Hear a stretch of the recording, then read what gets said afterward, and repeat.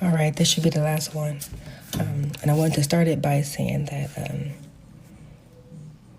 one thing about Princess is that she was really always so worried about James. It was like to her own detriment. Like I was encouraging her to stop worrying about him. He grown. Like, what are you about to do with yourself? Like she couldn't function without knowing what he was doing type of shit. And, that was everyone's only issue with her. Just wanted her to live her own life, but she was really worried about James. Now I see why. I feel like she was just really connected to that boy, and she could feel something. She felt it. I felt it too. It was... Anyway, fast forward to February 21st, 2026. That's a Saturday. James got a flight to Miami tonight. He don't have a ride to the airport. He's 100 miles away in Moreno Valley. I'm 50 miles away from that, where I live. And I'm still 90 miles east of LAX. So I can't take him. I got to go to work. And I don't want him to go. Because something telling me he don't need to go. His hair not even done. He didn't even get his hair retwisted to be going to Miami. But he just happy to be going somewhere because he just got out of jail. So,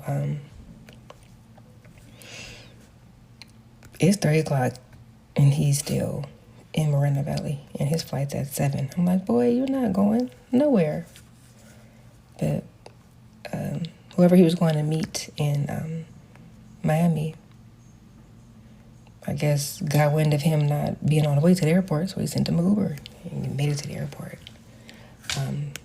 Oh yeah, another thing that's important to note is that I also I bought this boy an iPhone Pro Max 17 on Thursday before he died. So he had that phone for 2 days because I knew he was going to Miami. I need to track his location so I know wherever he's at. I'm looking at it, I can see. So he made his way to LA. He calls me and he was like, I'm trying to get some stuff from Nana's house because that's where all his clothes are, but he can't. So it took him all day to get down there. He's not able to stop and get any clothes. So the things that he wanted to take. Now he about to go to Miami with a backpack full of nothing. So he's all stressed out. By the time he gets to the airport, he's upset, like to the point where LAXPD calls my phone and tells me they're going to take James to the hospital because he don't look so good, like something wrong with him. The part I might have left out about him being in jail is that the entire time in jail for the 60 days he was there, he was asking for the doctor. His asthma was messed up. Even the inhaler he did end up getting after like 6 weeks of asking for a doctor because he couldn't breathe and talking to me at the top of his lungs like this. He was talking like this. Even in some of those videos that Andrew posted, he's talking like this because he can't breathe. I couldn't force him to go to the doctor myself. He wanted to go straight over there. He needed urgent care. So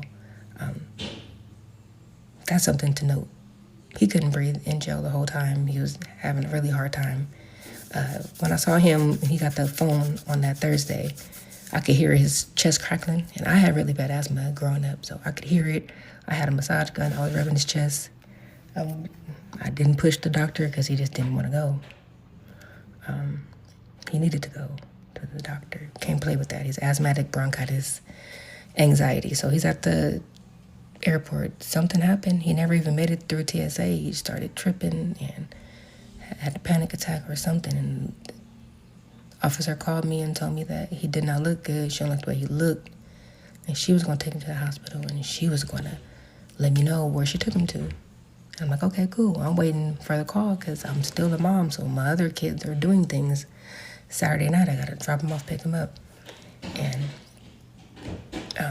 never get a call back. So I checked the location, but I am relieved because he needed a doctor.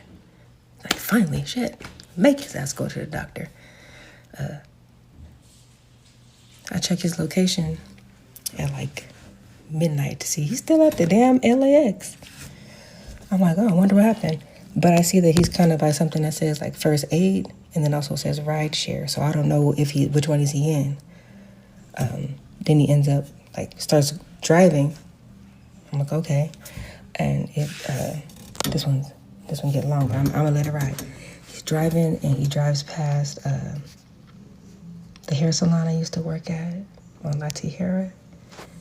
They drive down La Tijera to Centinela. At this point, I'm thinking, oh, he's probably going to his grandparents' house. But they didn't turn. They kept going. They drive past, steady going up La Tijera. They drive past my middle school.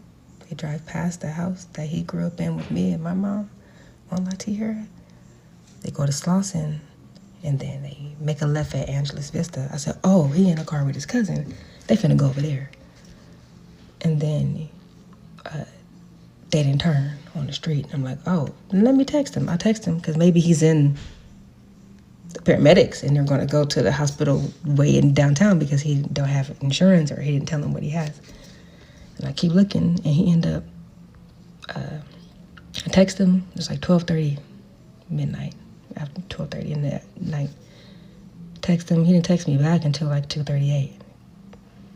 And I fall asleep and wake up to see that he stopped somewhere. He stopped somewhere in LA on Adams. He's at Andrew's house. He texted me back, said, no, he's not okay because he got to reschedule his flight and so much stuff happened. And then he didn't text me nothing else. So I woke up with my phone in my hand at 7:30, text him back. It didn't go through.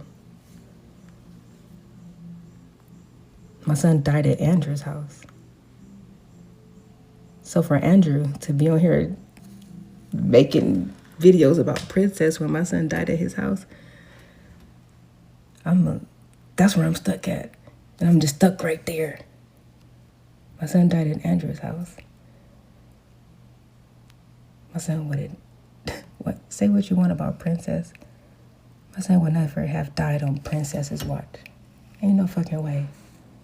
It's just not. Ain't that a bitch? So that's the end of the story. There's nothing else to say. Now he's dead, and I'm just picking up the pieces of all of this. But it's not a bad story. My boy lived a long life. In 23 years, he did a lot. He met a lot of people. But that's what happened.